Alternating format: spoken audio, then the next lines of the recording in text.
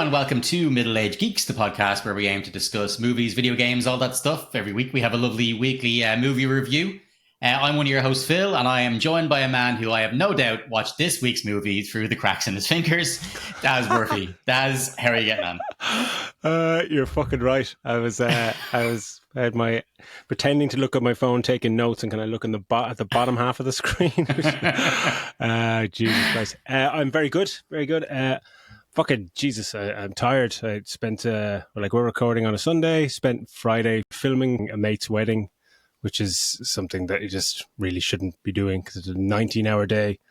And then 4 hours sleep. And then Saturday was filming some band friends of mine down, like 2-hour trip down. And that was another long day. And then managed to squeeze in this movie. I was pretty fucking tired. I thought I was going to fall asleep during it, but the movie, let's just say the movie kept me awake. Yeah, you couldn't sleep during it. But yeah, apart from that, very good. Oh, and I knocked my knee off a playground today when I realised that you shouldn't be going down slides that were designed for 4-year-olds. But my daughter was just so terrified. He climbed all the way up this fucking crazy big four-level structure thing, which is just like terrifying. And she's like, I can't go down the slide, so I had to go up and go down the slide with her. And then she went on her own the next time, and I had to go up and bring her down. And there's a little hole that you have to jump through, and I completely misjudged the size of that hole and cracked my shin off this wood thing. And yeah, you okay, Daddy? Yeah, I'm fine. Just walking it. Why are you crying then? Killing me. But apart from that, I'm really good. 4 coffees down. Happy days. How are you, man? Nice. Yeah, I'm not bad. Yeah, it's actually been a nice, lovely sunny day. So a nice walk with the dog, listening to some good tunes, and ready to get into this week's episode. For those of you listening, we have broke into a couple of sections. We always do what's kind of in the news that's jumped out at us, what we've been playing and watching, and then we do a movie review. This week being 2024 release, Longlegs. But we thought, just in the intro, myself and Daz last week took a trip to London ComicCon, the Showmasters one, and we thought we'd maybe give a bit of a reflection on what we thought of that before we get into those sections. So what kind of stood out for you, Daz? Because we would have only been to the Dublin one before. I haven't been to any international ones. So what stood out for you with regards to differences? Well, I really liked where it was set inside the is it the Olympia Olympia, really big, grand old location, like giant ceilings and stuff, and it's just that was really impressive walking in. Where like in the Dublin one, you're in small rooms in a convention centre, but that was really good. It was really spacious. There was enough space to drink or 8 £8 slushies. £8 sterling for a fucking man. It's fucking ice and flavouring. £8, motherfucker. Everything was so expensive, like there compared to elsewhere, like that. And especially some of the gouging bothered me, like the stuff I told you before from Hero Collector, the Star Trek stuff. You could buy that. Obviously, they're not making them anymore, but you could a month ago buy those on the website for like €60. Some of those pieces, and there was stalls there sending them for like £200 sterling, which is a bit crazy. It's just like that was kind of shitty to see, because you're just ripping off other fans, with the same stuff you are. That was kind of a bummer. Yeah. But I like the size of it. It kind of reminded me almost of the RDS hall, the size, but like it was good. But I just thought the setup with regards to the speakers was shocking. Like if you go to see, bad. Isn't it like in Dublin, you've got it in the convention centre, so you've got an auditorium. It's a lovely air-conditioned auditorium. Professional looking. And they're up on the stage. You've got a good screen behind them. It's real professional looking. Whereas over here, over there, you had like partitions that would close it off from the rest of the section, but like they were just in there doing their talk inside like black partitions that you would have. They were old partitions. They just kind of covered up with like a black cloth, and they're in behind them. And if you went upstairs to the part, you could look down into that anyway. It just seemed so. It was a bit amateur that part, yeah. I mean, and some of the people that were giving talks, on special effects or something like that, they were walking past. They're just on a makeshift stage, and there's just these, the fold out kind of plastic chairs, and it's like 4 people sitting there, and it stank of kind of early 90s kind of Star Trek conventions in the middle of fucking nowhere or something, It just me personally, I was expecting the middle ground between like a San Diego Comic-Con and Dublin, and then London would be kind of like Dublin, but just a bit bigger, a bit grander, But it was kind of more the same. I'm obviously in a bigger area, a wider space. But yeah, it did. Some of it just seemed a bit amateur's maybe the wrong word, but it was a bit thrown together. That was a bit annoying. But it was good. It's just fucking good buzz anyway. Fun. Like yeah, I really enjoyed it. Just walking around trying to guess people's costumes, and it was cool. Like daddy and daughters kind of dressed as the Joker and Batman and stuff walking around. It's just really nice to see. Give me lots of ideas. I like some of the costumes were great. I think I think you got one of me up on our social media next to a dude dressed as Quint, and he fucking nailed it. Quint from Jaws. That stole the show. That costume. Was that one person though? One person walking around in that rubber, because it was roasting in there, and that person wearing a rubber xenomorph suit, like full body xenomorph rubber suit, must have been fucking people have passed out wearing that thing, like walking around drinking their own sweat. Yeah. Like, how are you gonna go and take a piss in that thing, or go fucking sit down even? Like there's a dribble of liquid coming out of the tail. Like it's like you should have gone to the winter one. This was a bad call by you. Like, but some of them were fucking brilliant. There's some really really great ones, and we got some cool prints. I got one signed. Mike Collins was there, and I got a cool Spider-Man print signed by him. So it was great. I think I was expecting something a lot grander compared to what we have back here, because let's face it. And you had to pay for extra to see David Moranis, and Denise Richards.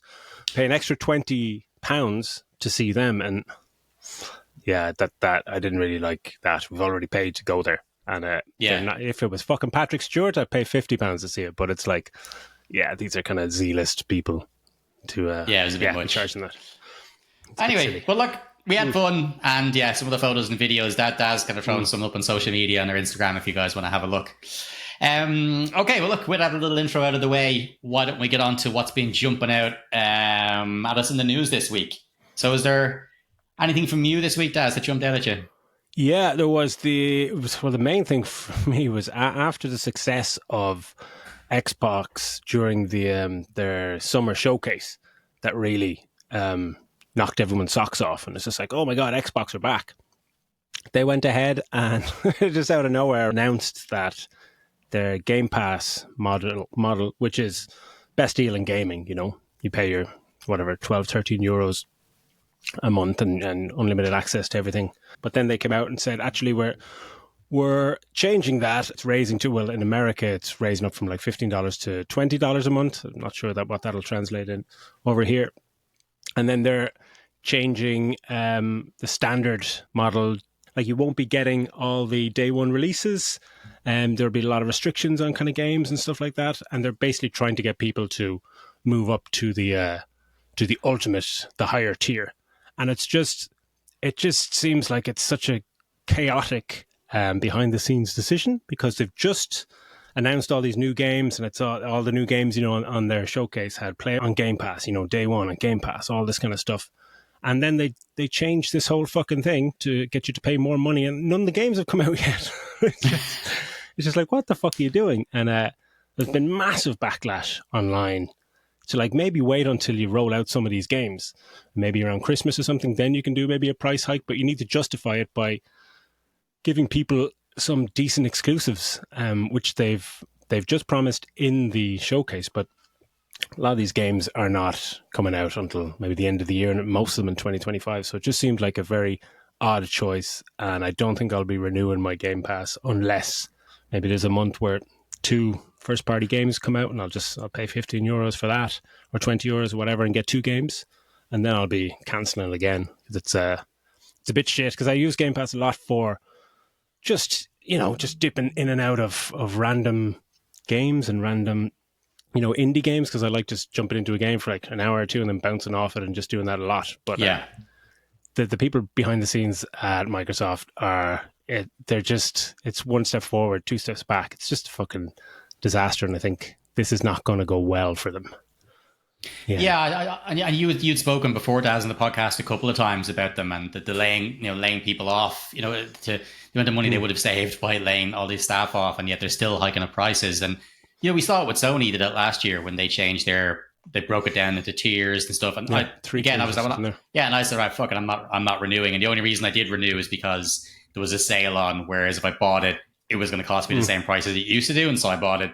But like this year, I will let it expire until things. It's just the quality of stuff on Sony isn't good enough to be having the same price. At least on Game Pass, there was so much stuff there, and as you said, day one access to brand new games. Sony don't even have that, and they're charged through the nose. You know, it's not cool. But I would agree with you. Fucking Xbox seriously needs to start interacting more with their customer base. But it's something that I know a lot of our viewers probably aren't into games and maybe just into kind of movies and TV, but this is something that's kind of across the board for subscription services like Netflix and Disney Plus and all these that are going down this route where they're like, before Netflix would just have, you know, the standard version, but then they had, you know, you can pay a little more, you get 4K. And it's probably going to happen across the board to tell you that what you're paying now is good, but here's another one that's a little bit better just for $3 extra, you know, dollars or euros. You get this, this, and this, while subsequently restricting what you have now down to maybe 70% of the content. Yeah, it suits running it. So what can you do? Pushing people towards piracy, that's what it's doing. Oh yeah, it's going to come back with a vengeance. Yeah. So did you have anything else that you wanted to speak about?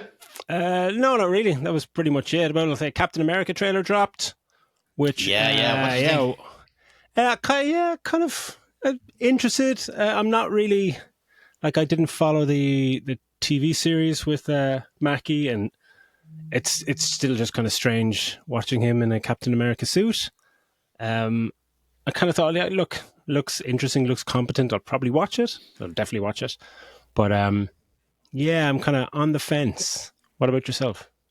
Well, I thought it looked cool. I was pleasantly surprised because I wasn't expecting much from it, but I thought it looked pretty cool. I love that Red Hulk was in it just towards the end. I'm interested to see, because that's obviously the Thunderbolts is coming out, so I wonder will they have some more from that, more characters from that as well in it. But yeah, like it looks okay. I as I said, I was expecting a lot worse, so I actually thought the trailer looked kind of fun. I'll be going to see it either way.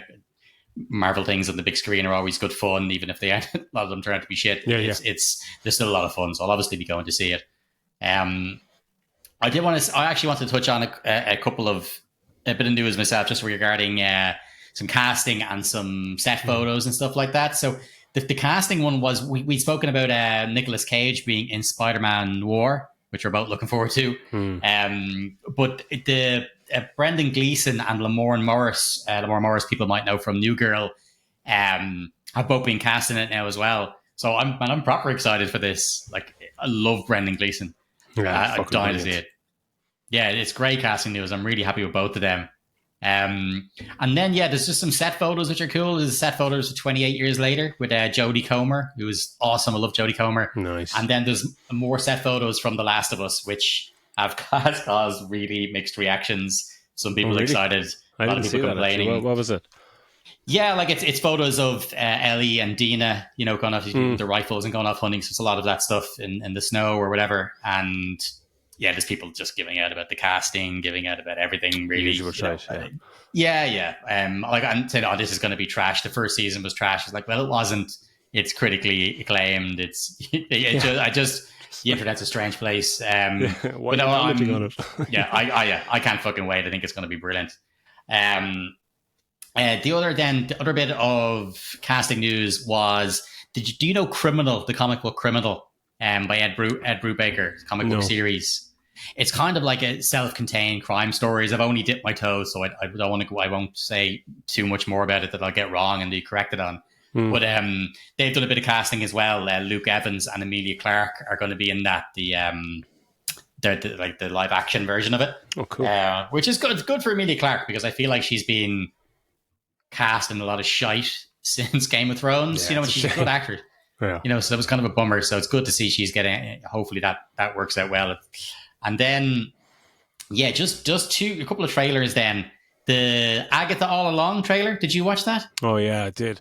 I loved the first 30 seconds. Yeah, it's just like, oh, this is nice and really good mood. I'm the exact same thing in my notes. I was like, I didn't know it was going down this fucking avenue. And I was like, this is really fucking really interesting. And then it just sheds that instantly, and the rest of it, I'm just like, no, I couldn't be fucking bothered. Magic witches, nonsense. The rest of it was basically a hocus pocus movie after because it's like you said, it starts off and I was so intrigued, that kind of FBI thing. She's in the morgue and stuff. I was like, oh wow, are they going another WandaVision route with it? Where like she's stuck under the control. What's going on? And then they just tell you exactly what's going on, and it just looks like a bunch of zany kind of witches over the top. Colored effects, and I love that Aubrey Plaza's in it because I love Aubrey Plaza, and a movie about witches is perfect for her. But it looks terriable. You never know. I love the color purple, but there's just too much purple when witches are around. It's a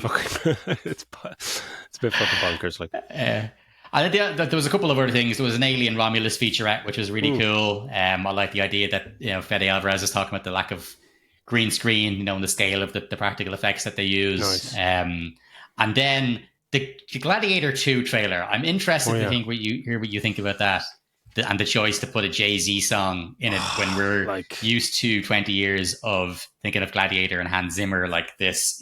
That is the moment. Like I was kind of on board, and then the first time I saw it, when that song came in, about a minute into the trailer, it's a pretty long trailer, but a minute in, and I just couldn't pay attention to anything else that was going on. Just, what the fuck is this? Not even the rhino, the guy in the back of the rhino. Yeah, it's a bit like it's hitting all. It looks like a basic kind of retread of the first movie. A lot of the same plot points, a lot of the same visuals. Thumbs up, thumbs down, all this kind of stuff. And I know it'll change a bit. And Paul Mescal, I'll watch him in fucking anything. I think he's amazing. And Denzel Washington, I can't wait to see the two of them on screen together. Even just from the trailer, you can see they're just buzzing, and Denzel looks like he's having a fucking ball.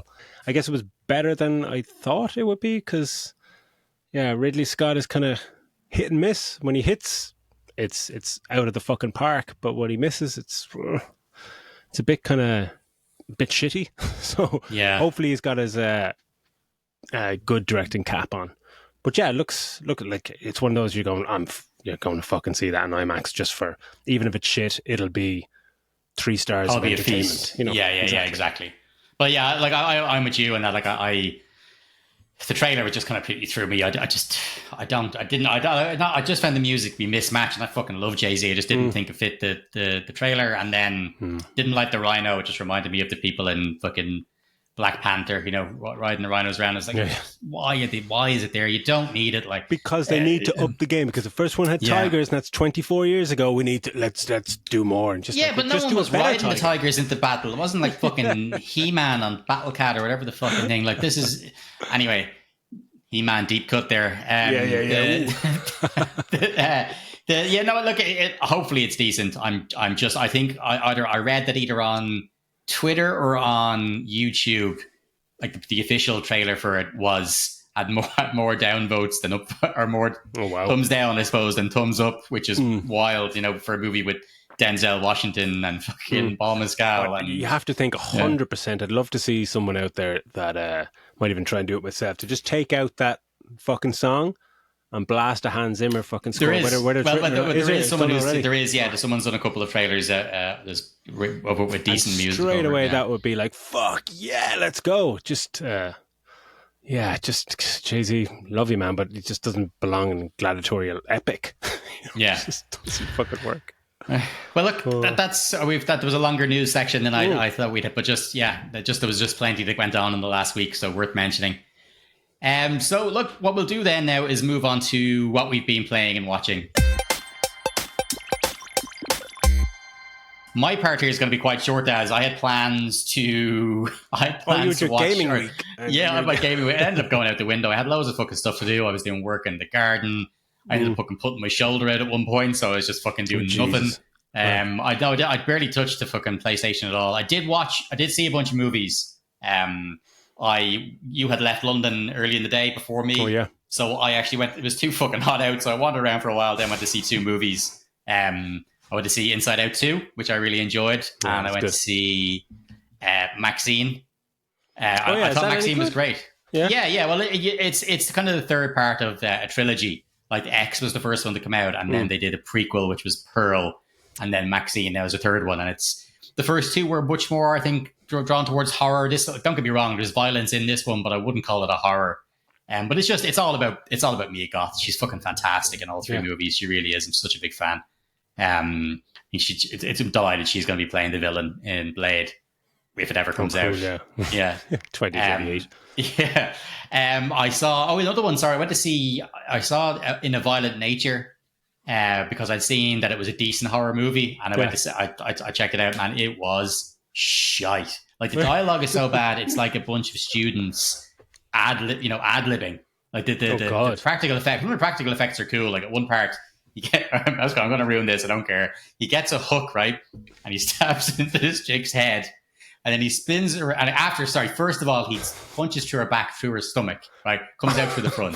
Because he's like coming back from the dead kind of dude. Turns around, gets a hook in her head, spins around, and then pulls her head back with the hook on the chain through the hole that he made in her stomach, so her head comes out her back. It's the most mental looking thing.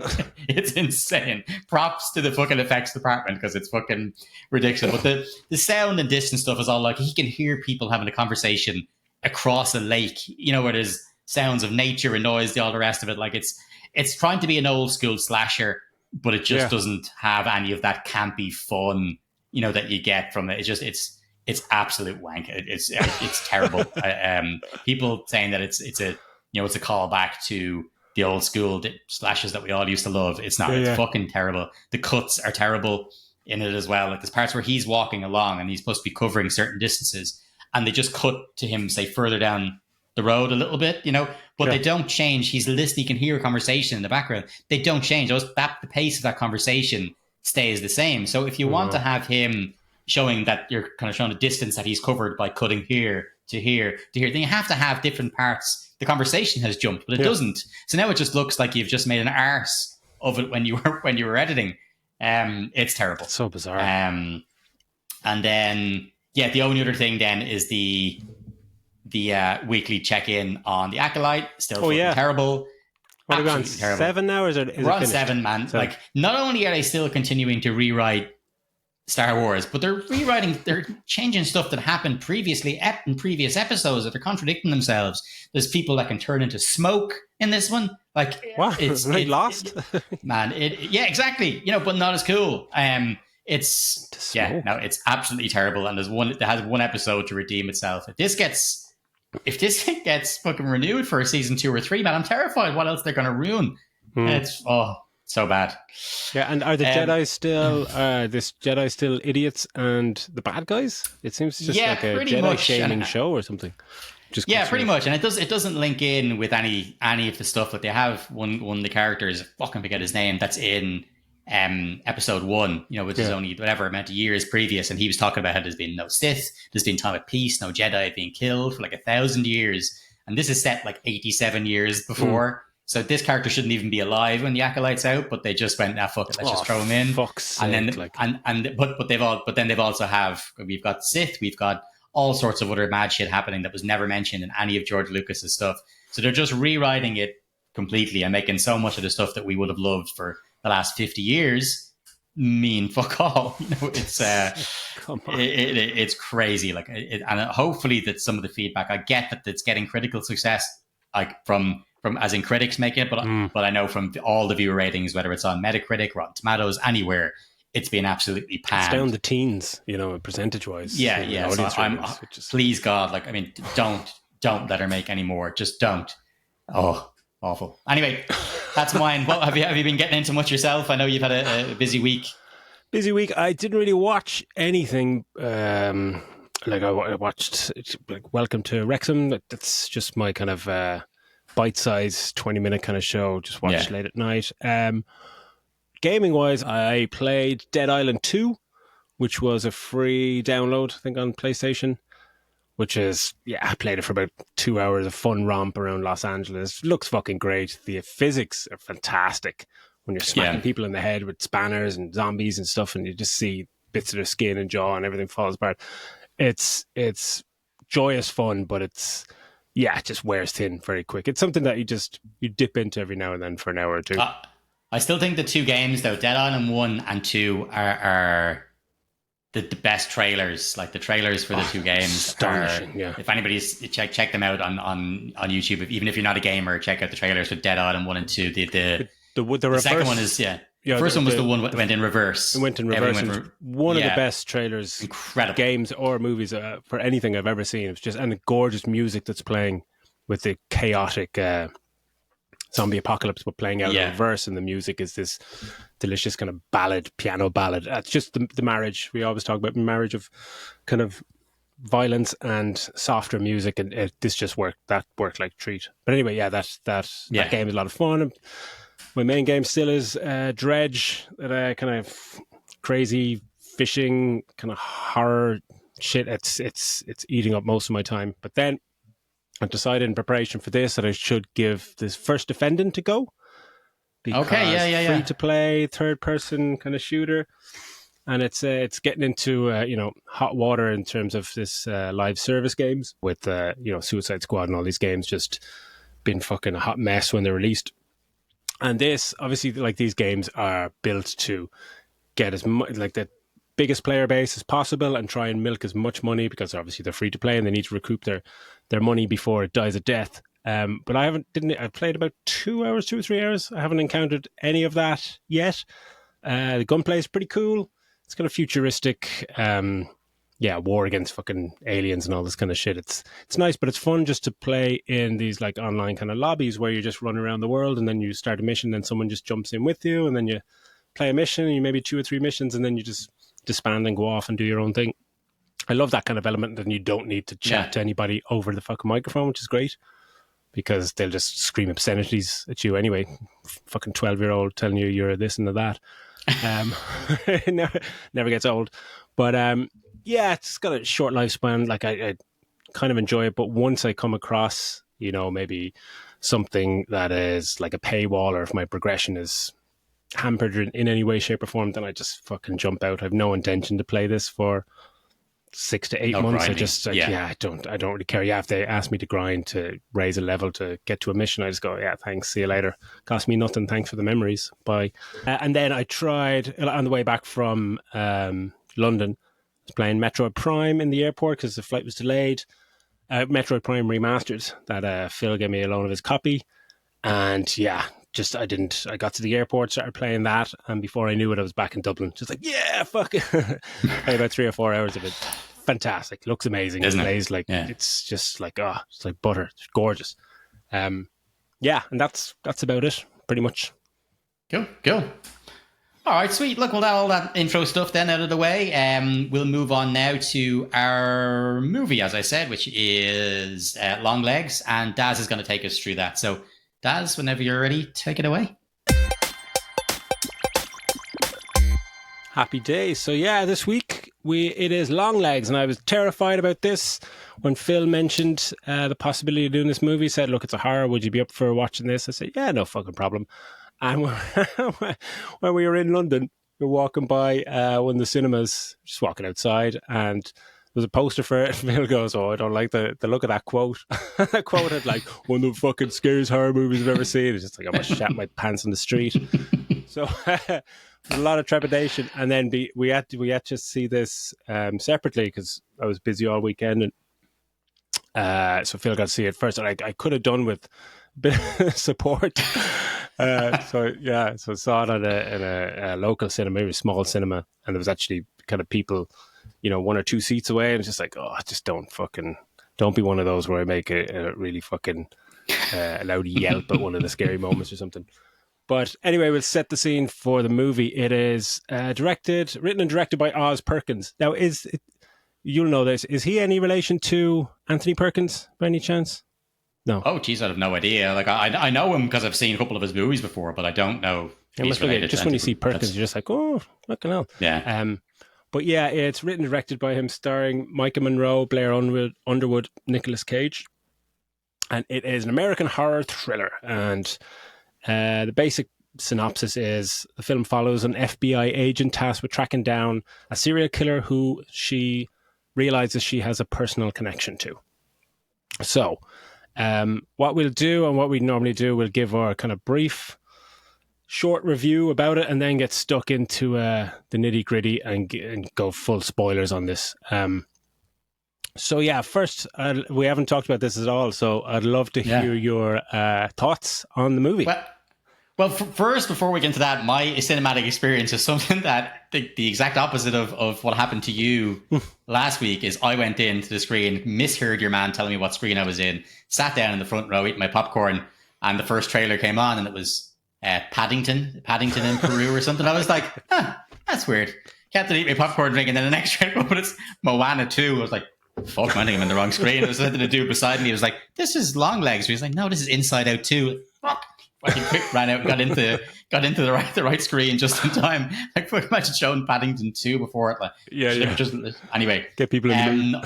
I really enjoyed it. Like, I've seen a couple of his movies before. Like, he did that. They look kind of they're more stylish than they are good. Like, he did the I'm the pretty thing that lives in the attic, and he had another one which the name escapes me with Kiernan Shipka, who was also in this movie. But I thought they were pretty kind of middle of the road. You know, they were being sold as this amazing one, especially I'm the pretty thing that lives in the attic. But that was on Netflix and supposed to be the next big, huge horror thing. And it was bang average. But I really enjoyed this. The performances alone are just so good. Like fucking, I'd read people saying Nicolas Cage was miscast, but you want to make a fucking lunatic. You couldn't cast anybody better for it. Like he was fantastic, you know, and it's not his movie at all. No.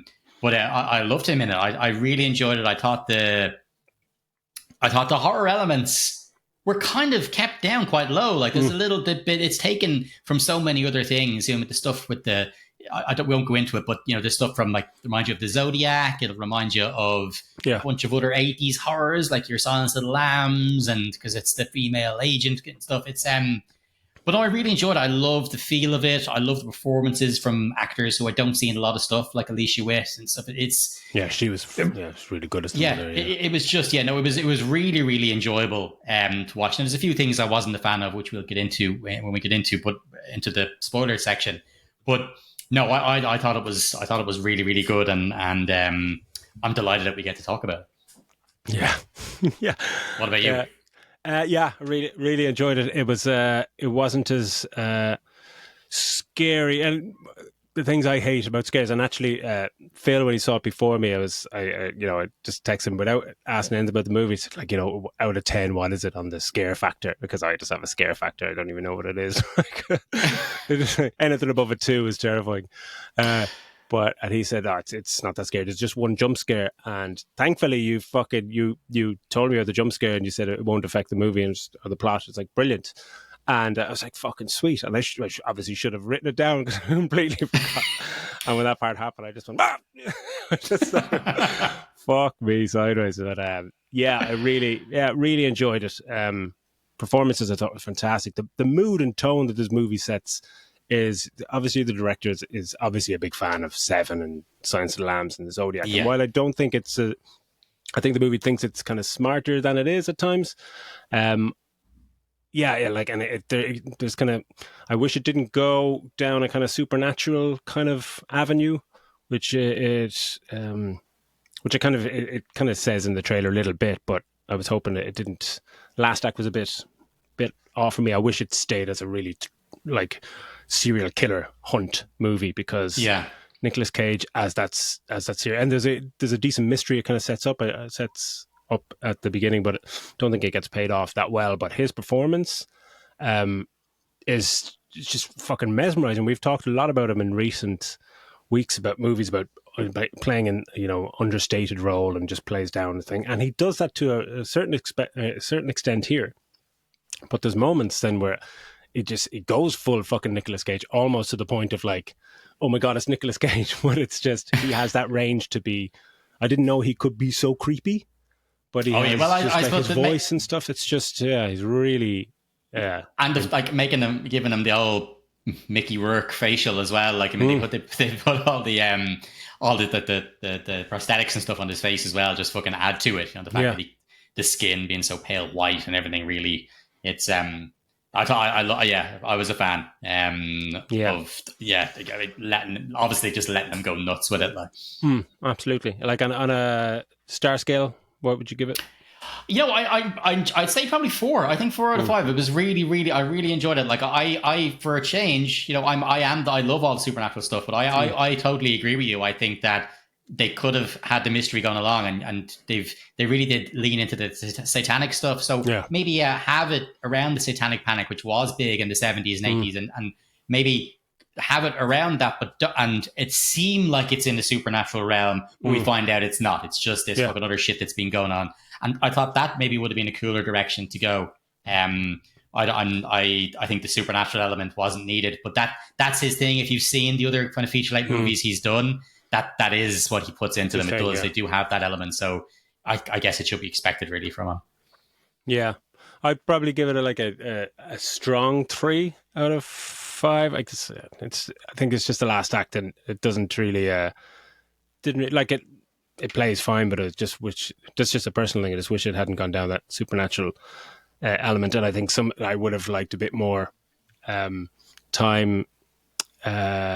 on the clues and the solving the codes and all this kind of stuff. It's kind of skirted over a bit too easily for me. But yeah, she's like, Micah is fucking great. Blair Underwood, like I think I watch him in anything. He's just seems like a very effortless. I bet you it's probably not. He's like, it's a lot of work, but he just seems like such an effortless actor. It just he just oozes charisma, and they both of Micah and himself have really good charisma. Even though she is playing this very socially awkward FBI agent, they still have a good rapport, and their relationship goes to strange places. But yeah, that is our review. Definitely go and watch it. It's very, very, very good performances, decent story, a nice mystery, and it's shot impeccably well. And the tone and mood that it creates is quite an achievement for me. So definitely go and watch it.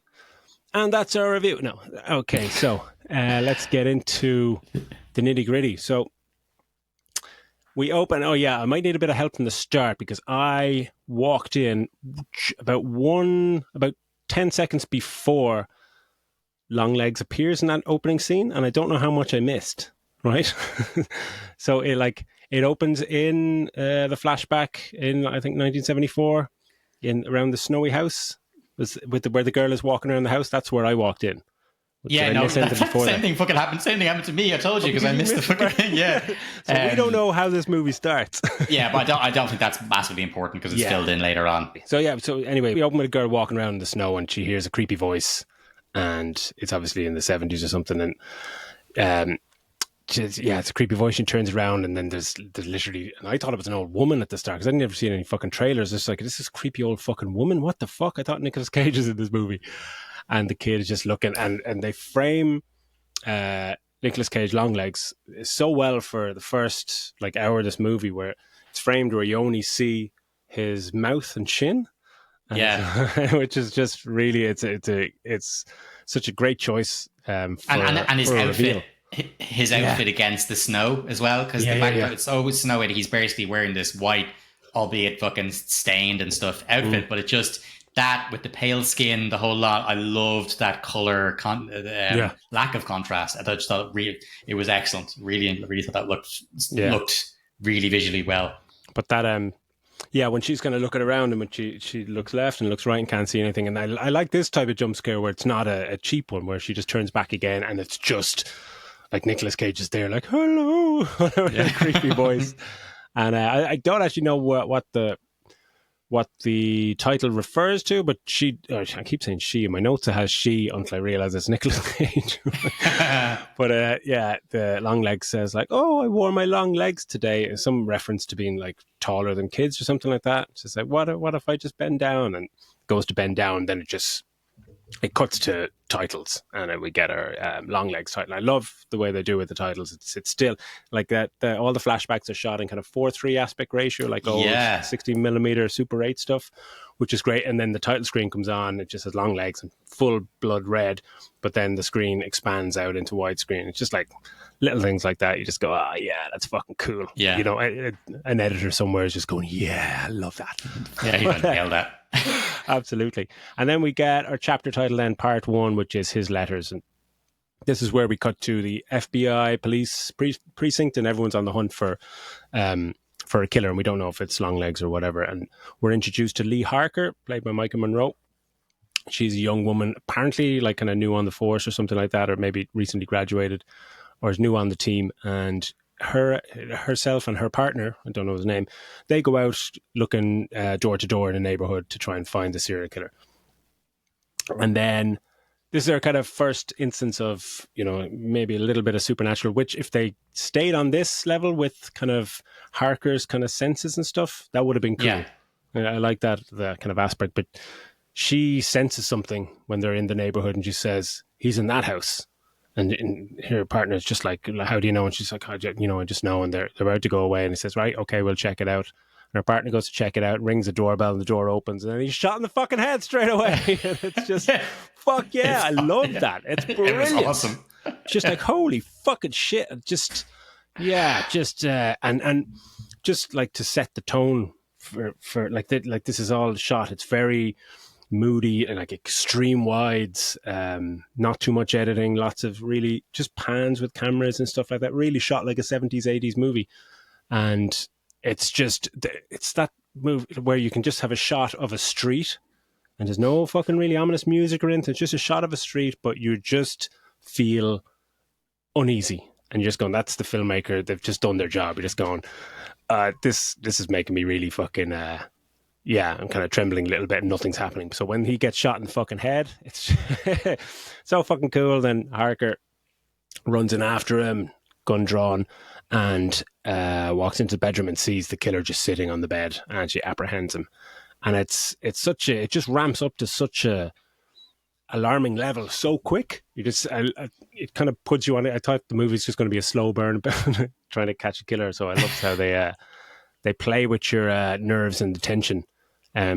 So going forward, you really don't know what the fuck is going to happen at any given moment.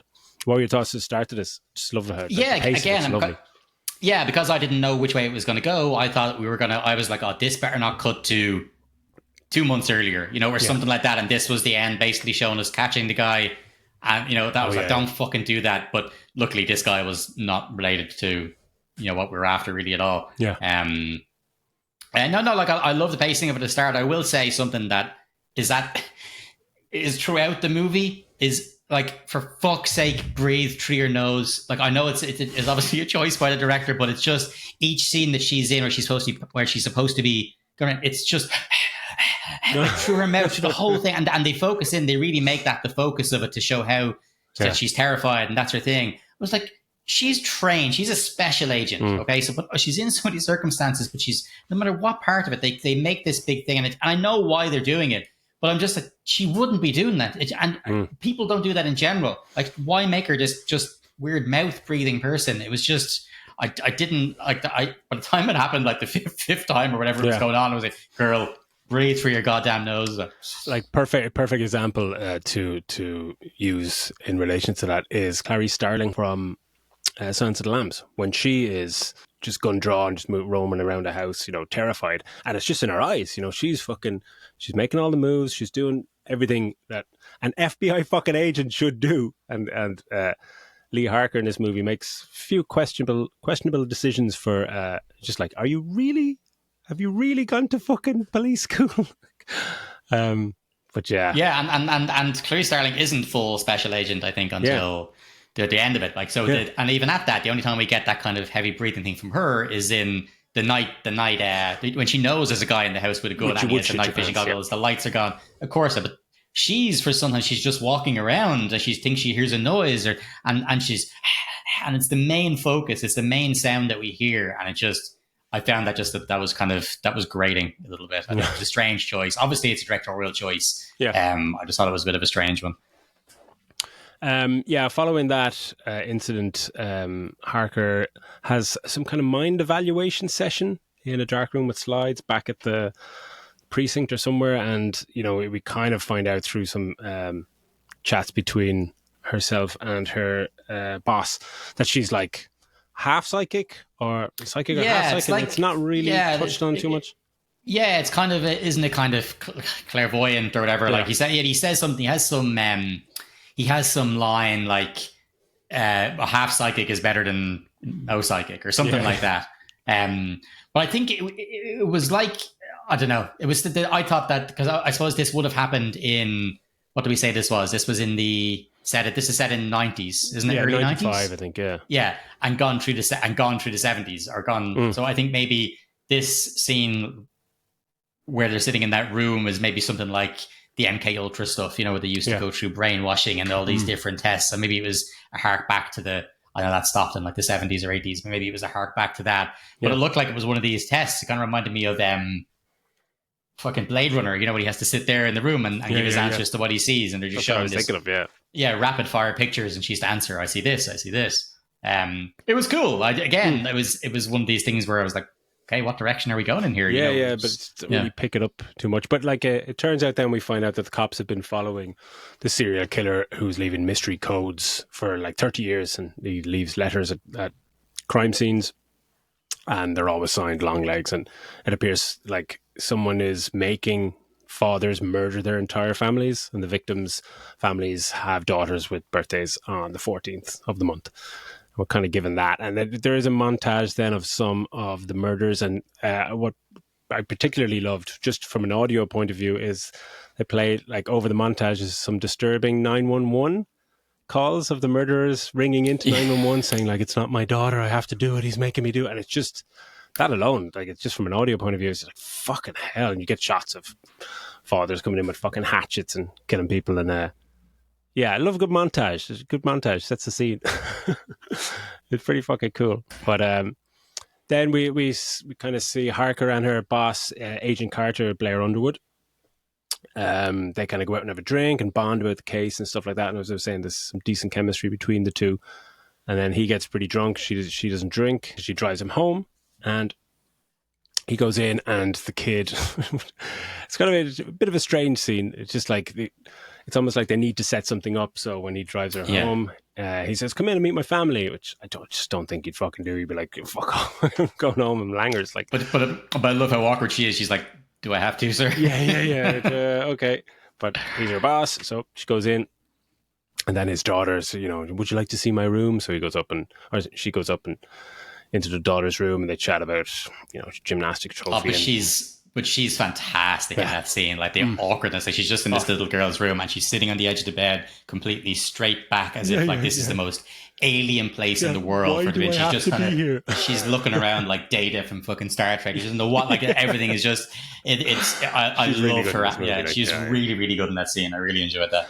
And anyway, like the kid asks her to go. Would she go to her birthday party? And she's like, "Yeah, okay, I'll go to your birthday party." That sets things up for later on.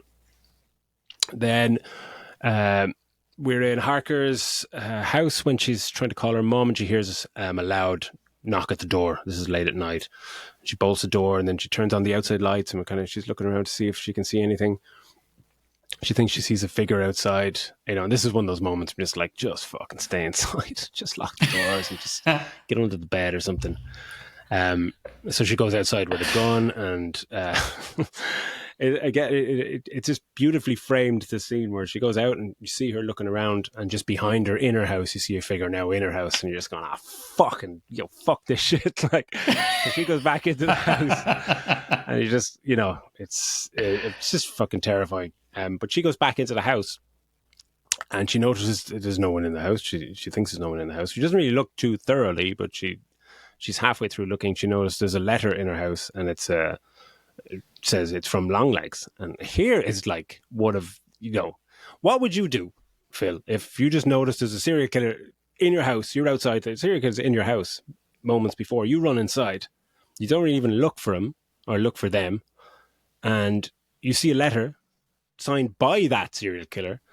What would you do? Like, first of all, we're talking about like 80s when fucking stuff was getting delivered to people in the post. Anthrax was getting delivered to people in the post and shit like that. I wouldn't be opening that shit. First of all, I'd be going, right, got to find out, is this lunatic still in the house or in the area so I can shoot him? Secondly, I'd be calling for fucking backup, lads, after getting the letter. I think there's a serial killer has been in the house because he's left me this letter. But I'm not surprised that this happened, because she'd just been spent a few minutes shallow breathing through her mouth, so it's obviously cut off the oxygen to her brain, she's not thinking straight. But she's been walking outside going, that's it. So she's just oxygen deprived, and she's making bad choices. That's bad choices. Yeah, like, fucking, you see the letter. the serial killer was. You saw the serial killer in your fucking house, like mere moments ago. He was just in your fucking house. Look for him. You don't sit down with your back, and then she hears a noise, and she looks over her shoulder, and I'm just like, why are you sitting like with your? Just fucking hell. That was, you see in some kind of slasher movies, and just badly written stuff where people make silly decisions and stuff. That just don't struck run me upstairs, you mad. Yeah, exactly. Run just down get out to of the fucking house, you fucking moron. Haven't you seen Scream? Yeah. Do you not watch movies? So yeah, I was just like, that was why didn't she could have just cut to police precinct and her opening the letter or something like that. It just made no sense for her to sit down and try and open the letter in a house with serial killer. So she deciphers the letter, I think there and then. And this is one thing that I didn't really like about the movie. It seems to gloss over it. There's a point made later on where Agent Carter asks her, like, how do you decipher it? We've been looking at 30 years. And I think she said something, I just looked at it long enough or something. And you just... That's fucking it.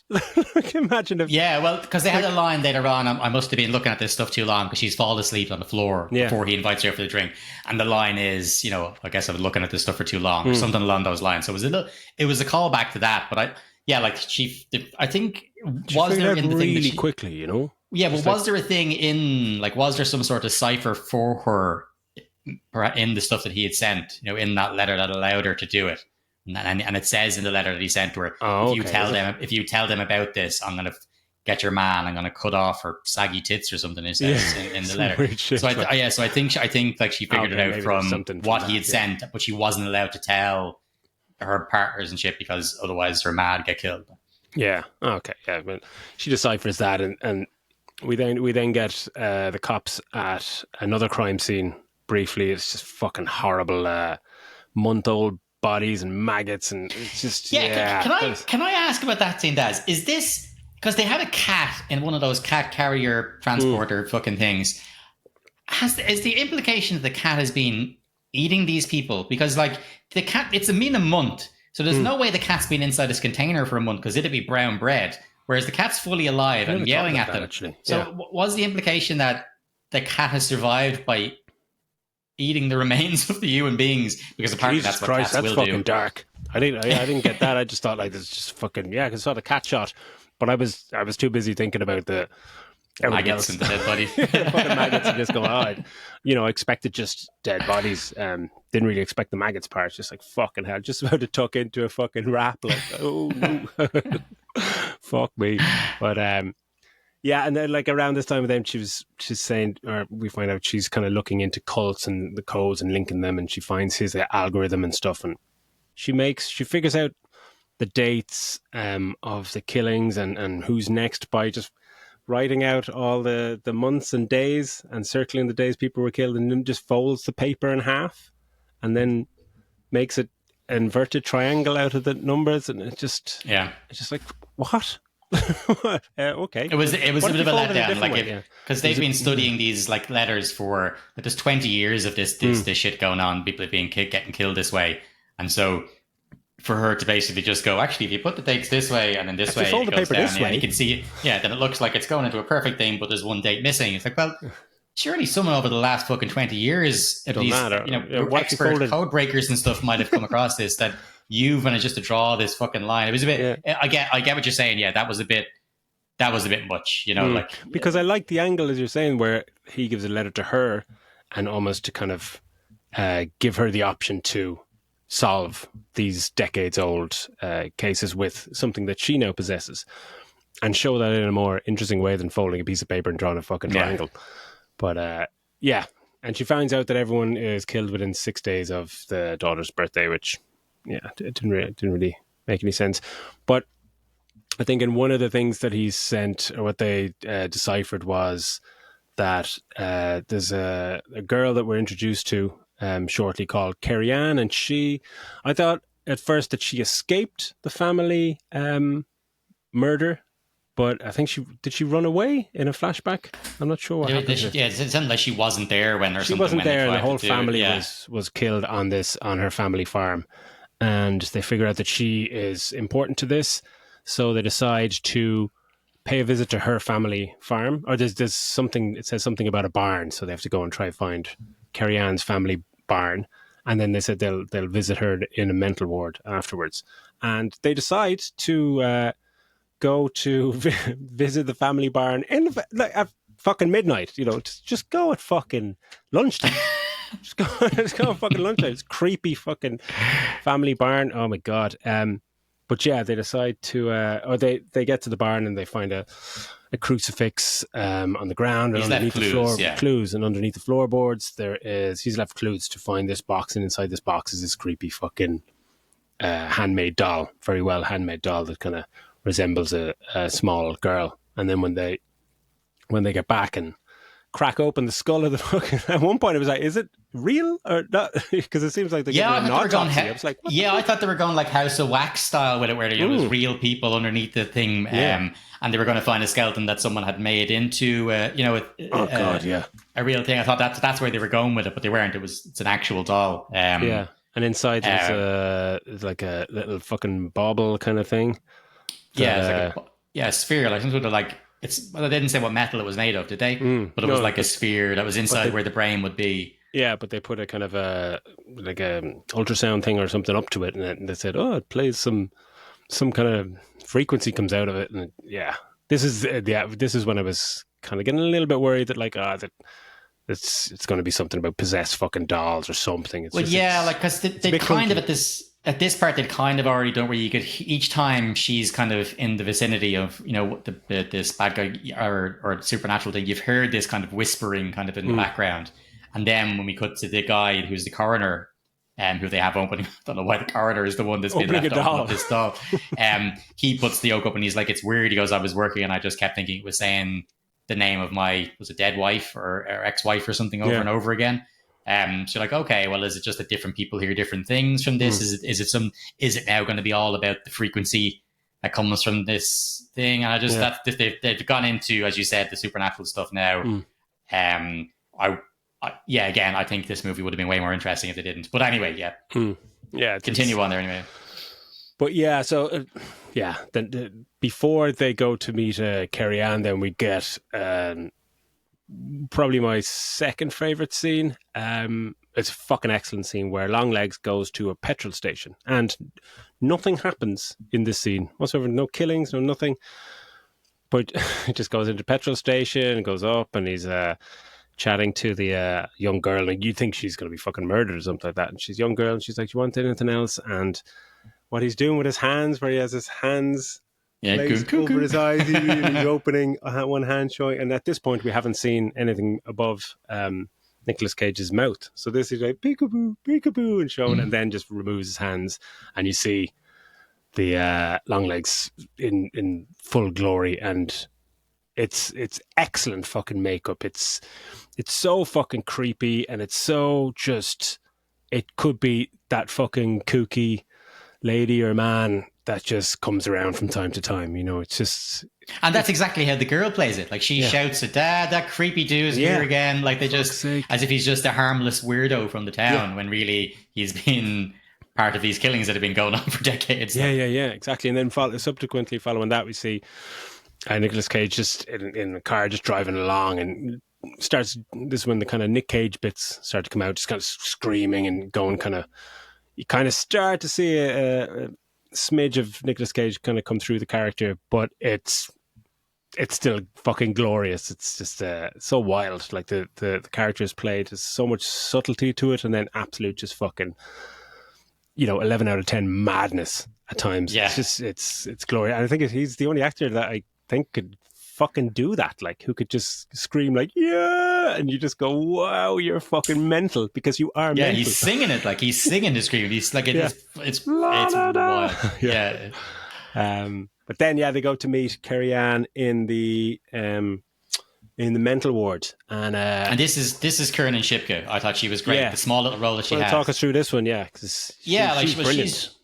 She's great. Like, she's, for anybody who doesn't remember her or doesn't know her, she's the new Sabrina. She was in the Chilling Adventures of Sabrina, and she played the main character in that. Like, she's really, really good. And she's they when they get to the hospital, the guy who runs it, the warden or whatever it is, he talks about her having a visitor, but then saying, no, we don't actually keep records of who the visitors are. But until then, she's been catatonic for the last whatever amount of years. 8 years or something, was it, that Yeah. she's being catatonic. She hasn't said a thing. But when this visitor came to see her, and now she's fully talking and all the rest of it. But when they come in, the way she is, she's just knees up to her chest and she's just curled up. And yeah, it's real. She's very unsettling the way she's talking about it. Anything that she'd do, anything that this person asked her to do. She's like, if this person asked me to jump off the roof, I'd do it. If he asked me to, kill you right here, right now, or slit your throat or something, slit your throat. She's like, I'd be happy as peaches. Yeah, she's proper real southern. She's got a real southern accent, and it's real. Yeah, I'd be just happy as peaches, to slit your throat or do whatever it is. It's just she's saying it so matter of fact and monotone. Yeah, like she'd give you a hug and murder you. Yeah, like she's this sweet looking, kid. But saying this absolutely horrific, graphic fucking stuff. And obviously the visitor that came to see her must have been fucking Nicolas Cage, who, God, how do you not remember him? How did the staff not remember this dude? Oh, that guy! Fuck yeah! But yeah, no, it's a cool scene. I liked it. Again, it was really, really quiet, and it was just cuts from menacing. It was real, because it's not. It's mostly close-ups of the faces. That's what I really, really liked. It's focusing on Kieran Shipka to Micah Monroe, and it's just really her reaction and stuff.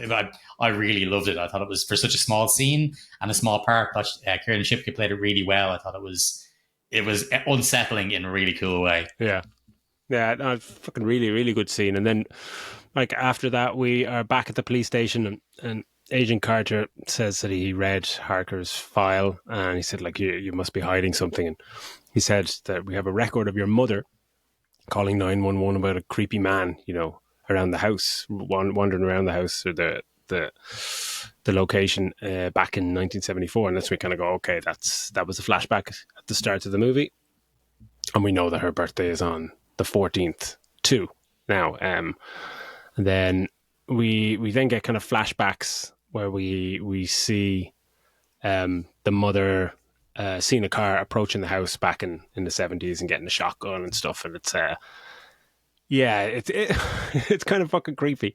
And this is intercut with Harker going to see her mum and going back and looking at stuff in her room. And then we get the fucking jump scare when she's looking at the old photos, and you get a fucking flash of a face up on the fucking screen. Jesus Christ. But she's going to be bad news, because each time she's spoken to her on the phone throughout the movie, she sounds like a lunatic over the fucking phone. The real delayed reaction in answering all this kind of stuff is like, man, this bitch is up to something, whether it's to do with the main story or not. This chick is nuts. You can hear it on the phone. Yeah. I thought she was great. Yeah, her mum, like at various points during the movie, she's talking to her mum on the phone. Her mum's asking her, like, are you saying your prayers? Saying your prayers? Yeah. And find out, like, that she's asking her to say her prayers to try and protect her or whatever. But I thought when she was on the phone, I thought her mother was in, a home or something, or she was drugged up or something. Just like, cause she's just at that slow fucking, like she's possessed or something. Just super fucking creepy. And then we get more of the flashback of Longlegs from the opening scene. And you get like this creepy shit where it's just like, again, Nicolas Cage, he's kind of singing this and saying loud, he's just like, invite me in now, or I won't come back once or twice, I'll come back as many times as I like. And he's just singing it in it's just so alarming, and it's such a fucking close up of his face, just going, oh my God, you're the scariest fucking thing I've ever seen in my life, and you're singing to me. Like, fuck, it's so creepy, like absolutely fucking creepy. And then following that, we see that Nicolas Cage gets apprehended while he's trying to get a bus. That's why I kind of when we said that in the mental ward that you'd remember this guy, where in this she has a Polaroid, and they instantly apprehend him in the middle of nowhere at a bus stop, and you believe it because if someone said, "Has anyone seen this?" You're like, "Fuck yeah, I saw that guy. He's a weird guy on the road back there waiting for a bus." Yeah, absolutely fucking get him. And then we get the interrogation scene, which is the highlight of the movie. And it's probably the scene that Nicolas Cage signed up for. Absolute fucking creepy shit where they're having a back and forth, and he's telling her, like, ask about your mommy and all this stuff. And you're getting the sense, okay, now there is this deep connection between them. But then, then just Nicolas Cage goes full fucking Nicolas Cage and gets really fucking weird and trippy, and then just starts smashing his fucking face into the table as hard as he can, and you're just going, oh my god, they're going there.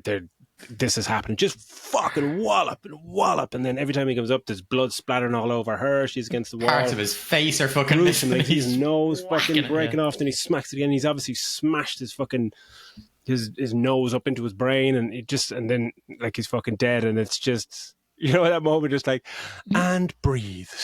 Holy fucking shit! Like, that scene blew me away. Like, but it took so long for those other agents to come in. Like, she's backed up against the wall, and he is whacking his face, and it's not until he's pretty much dead on the table that the guys walk in. Is everything all right? Like, you've been walking on the other side. Yeah, there's like double-sided glass. There's a bunch of you watching the other side of that glass. The minute he walloped his head, you should be fucking belting it in, because this guy needs to face justice. And instead he gets the easy way out because he just fucking slams his head enough times to kill himself. But he's talking about like the master and this other, other fucking being that's, because the movie is religious symbolism throughout. It is all satanic. That, like you said, the number 666, all this stuff. It's so heavy on it. Yeah. But yeah, that scene was amazing. Like, her face and it's such a great shot of her up against the wall, and the blood splattered on her, the blood splattered against the wall. You're like, fucking, that is cool. It's really, really, when you see the practical effects team just fucking nailing it, it's just, they really did. Like, but it's the sound of the crunch of the fucking head on the table. It's just, fuck me, like, it's awesome. And then I love that scene. Yeah, following that, then we are told that Carrie Ann jumped off a building. Okay, so then after that, we find out Carrie Ann has jumped off a building. Another one of the FBI team, an Asian cop, drives Harker home. And this is straight away smacks of something's going to happen to you. She says she drove her home because she wasn't in a state to drive herself. And just like, I think something's going to happen to you. We then, as she goes inside, we see just lovely fucking framing shot. Just, again, just good. It's less horror. It's just more psychological fucking thriller shit, where the cop lady's in the car and we just see out the back window the mother just walking around with a fucking shotgun, and just shoots her in the fucking face and walks around and shoots her twice. And Harker sees this and just goes, oh, fucking hell. So she just tears after her mother. And she finds her mother. They're there. Like, they're there at the house to bring her in, to bring the mother in, for questioning, because they ask her, what she remembers about this person. Like, so they're literally there to bring her in. You're like, okay, well, what now? I am curious. What part does she have to play? She obviously is part of the main story, And then to see her just walk around with the fucking shotgun up to the window, then you just see the windshield is just blood all over the inside of it. It's fucking nuts. Yeah, it's a pretty vicious murder. But so Harker basically follows her mother around to the back of their house, where she's standing there, and I thought she was there with a fucking she's got a fucking kid, this little girl with her, but she's standing there with just one of the dolls, like the gun up to the doll, and she ends up just shooting the head off the fucking doll, and that's when we get full supernatural stuff. There's some kind of mystical dust or whatever just starts to come out of the doll's head, and then Harker passes out, and you see like some dust around her, and you're just going, okay, there's a link between the kids and the dust or something, and it's like, wow, okay, yeah, we're going full kind of, that's when you're going, this guy's probably the fucking devil or something, and just like, here we go. But we get a little flashback to the mother we find out that she was approached by this guy Longlegs, and her mother had said that he makes dolls and magic and it's the work of the devil, and the mother says she begged for her daughter's life, and the mother has helped Nicolas Cage in murdering families ever since, essentially her deal with the devil. Yeah, but I guess it's not really, like, Nicolas Cage is the one that makes the dolls that have the evil inside them, and then her job was that she was saying that she worked for the church, and she'd arrive in with a package that had the doll inside, and she'd give it to these families. They've won a prize.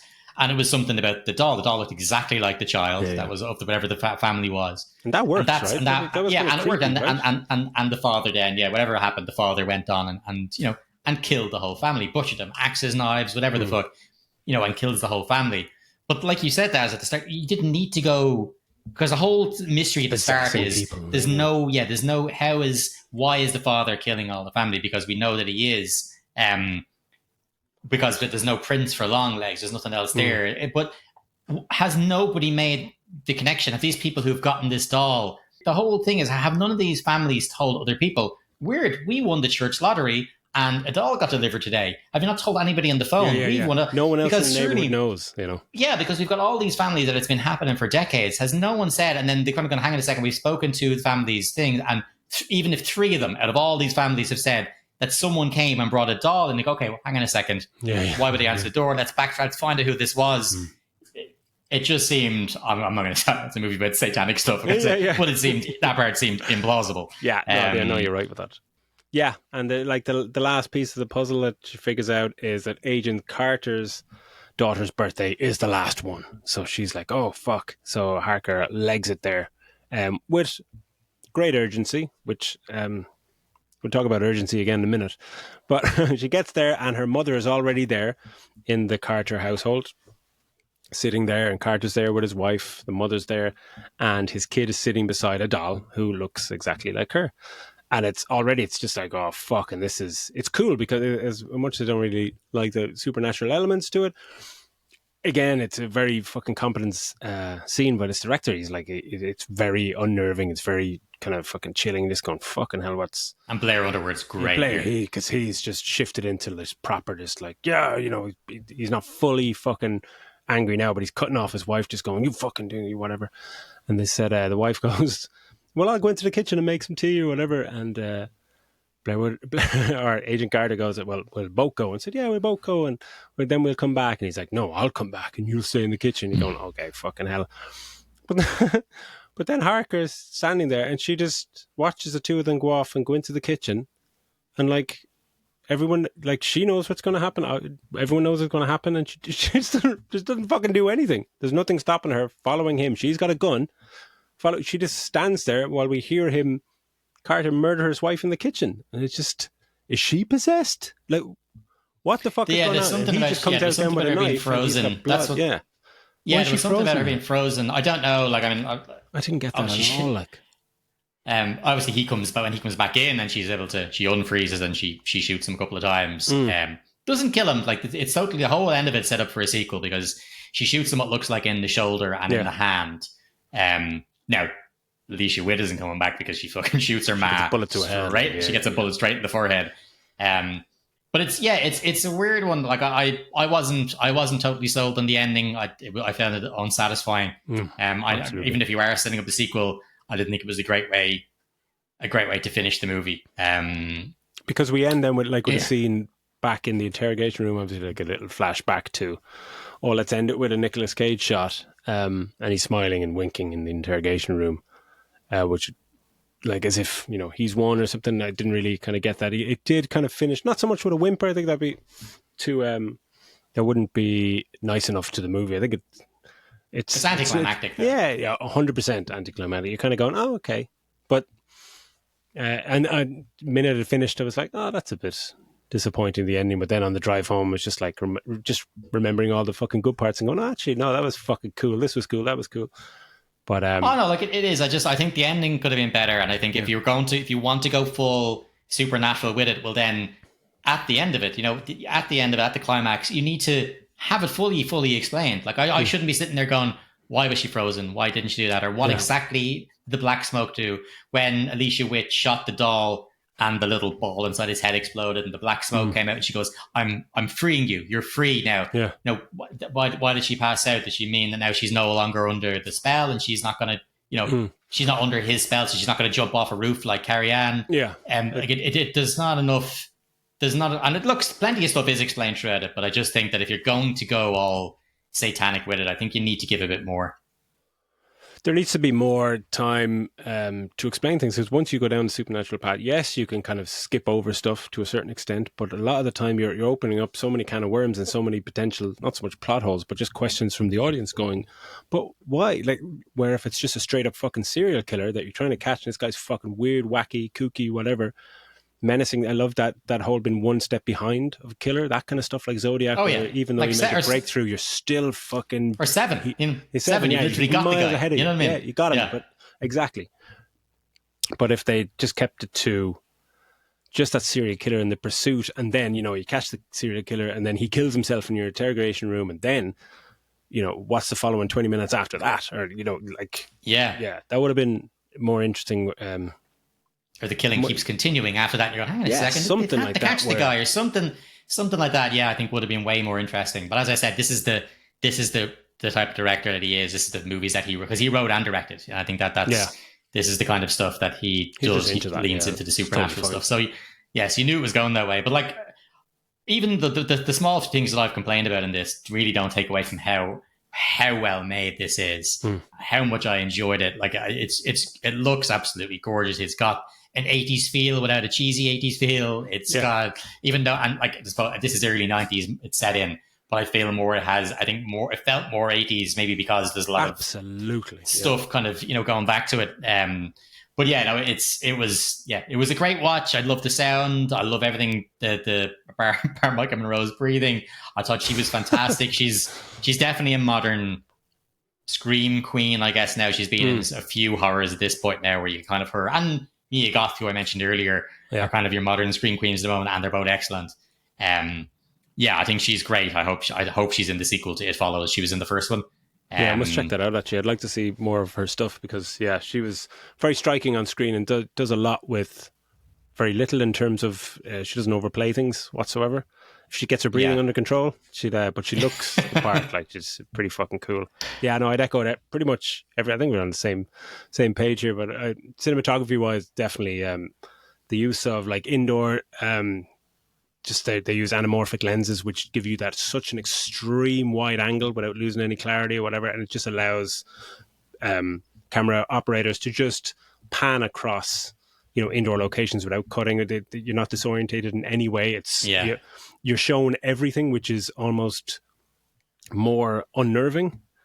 Yeah, like movies like Hereditary, where it shows you extreme wides and you're just like, they're showing you the whole fucking scene. It's just like you're looking for where is the fucking creepy shit in the frame. And I just love the way the lack of editing. She's up on the fucking wall in the background. Fucking creepy ass shit. Yeah, fucking movie. Jesus Christ, brilliant. But I just love when movies are kind of shot like that. Like, again, it kind of goes back to 70s and 80s with less cuts and more just letting things kind of play out. It just, I thought that really works for the kind of horror psychological thriller vibe. But yeah, I'd give it a strong 3, maybe 3.5 for me. I'm going to stick with 4, I guess. You know me and horror. I love that. I love the performances. It was really, really, really, really good. I'm delighted that we got to do it. I have to say, when I was watching it, I was thinking, shit, man, I hope Daz isn't shitting himself. The whole fucking thing. But look, this is it. I mean, we've done a few horrors now, man. You're getting through them and you're enjoying them. So this could be a whole new awakening. Yeah. Once it's this and not, supernatural elements in this. No goddamn kids. No creepy kids and 25 jump cuts. This kind of psychological shit. I don't mind being unnerved, like to the point of going, Jesus, that's fucking creepy. But I don't like when someone goes, haha, boo, cheap scare. I get you. Yeah. But yeah, I loved it. Yeah, good movie. Eddie, well, look, well done for taking us through that, Daz, and so succinctly in a good short space of time. We both recommend it. So if you're, 100%. Even if you've heard us talking through it and you're not a horror person, it is worth checking out. If you like films like Seven and Zodiac and Silence of the Lambs and any of those kind of movies, it has that vibe, but it's got the supernatural stuff thrown in as well. So look, that's great. That's us then for this week's episode. Thanks as always for tuning in. If you could continue to like and share and comment and all that good stuff. And that's it. So goodbye from me and goodbye from Daz, and we will see you all in the next one.